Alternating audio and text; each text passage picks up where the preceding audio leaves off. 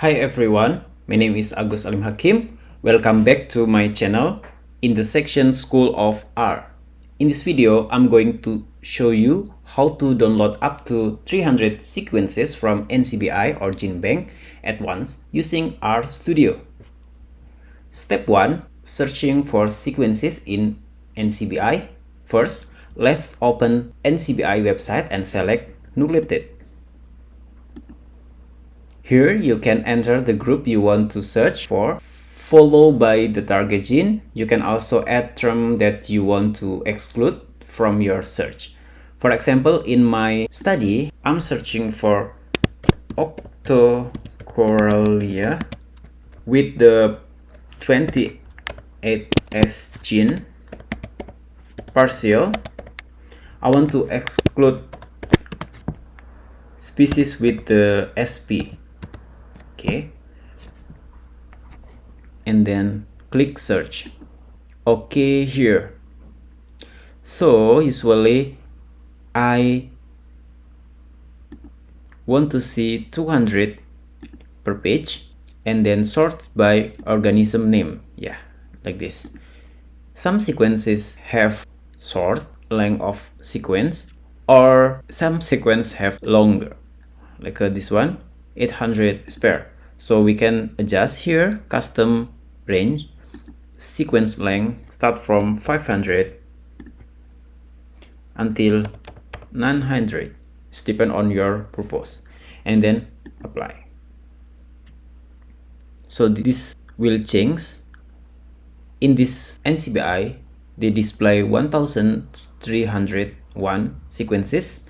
You can select the sequences that you want to download. Since some species have many sequences available, while others only have a few, I usually select a maximum of 5 individual per species. This one, 1, 2, 3, 4, only 4. 1. For the Octocorallia species, they have 1, 2, 3, 4, 5, 6, 7. So they have 7. I don't want to use all, so I just select 5. But this one is depend on your need. Okay, and then for this workflow, I recommend selecting no more than 300 sequences, because this is the maximum number of sequences that we will retrieve at once using RStudio in this tutorial. For the step 2, downloading the accession number. Once you have selected your sequences, click send to here, and then for the first option, leave complete record as it is. For destination, select file. You should see the number of selected record here. Here I just select 11 item, and then format accession list, and then sort by organism name and create file. Okay, you will get sequences.sig file, and then you can open your download folder, sequence.sig. You can right click the file and select open with, and then text edit. Inside the file, you will see a list of accession number corresponding to the sequences you select from GenBank. The accession numbers are what we will use to retrieve the complete sequence information in RStudio. Next, let's open RStudio. Step 3. Retrieving the sequences using RStudio. You can copy the script that I have provided in the video description. Before running the script, make sure that you have installed the required packages. In this tutorial, we will use devtools and rRNA. If you don't have devtools installed yet, you can install it first. After installation, load it using the library command.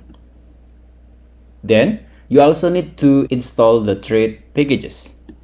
This one.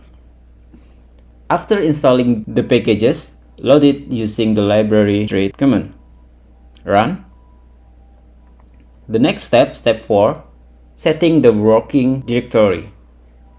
Before we start downloading the sequences, make sure your working directory is set to the folder where your downloaded file is located. You can do this from session, set working directory, and then choose directory. Then select the folder where you save the GenBank file. For me, I will use download folder. Then open. And then step 5, reading the accession number. In line 15, I have prepared accession with the readLines command from the file sequence 300.sig. So here I have prepared sequence list from GenBank with 300 accession number. From this line, I run, and then you can see here in the value, accession have character 1 until 300. And then octo sequence using the NCBI underscore by ID command, using ID from accession that we already defined. And the verbose mean that we follow the default of the setting. So we will get some information that provide from this package. Okay, let's run. Line 17. Retrieving sequence IDs, still on process, and done. Super fast. And you can see here in the environmental data octosig 300 observation of 16 variables. And then we click the table logo. Here the data that we download from NCBI, the taxon, species name, taxonomy from the eukaryote until species, and then gene description that they put in the NCBI, and then organelle they not provide, accession number, keyword, species voucher. Some sequence have the information, and then also the country, some also provide. Here also we can get the paper title, the journal, first author, update date, length of sequences, and the sequence. This is very important.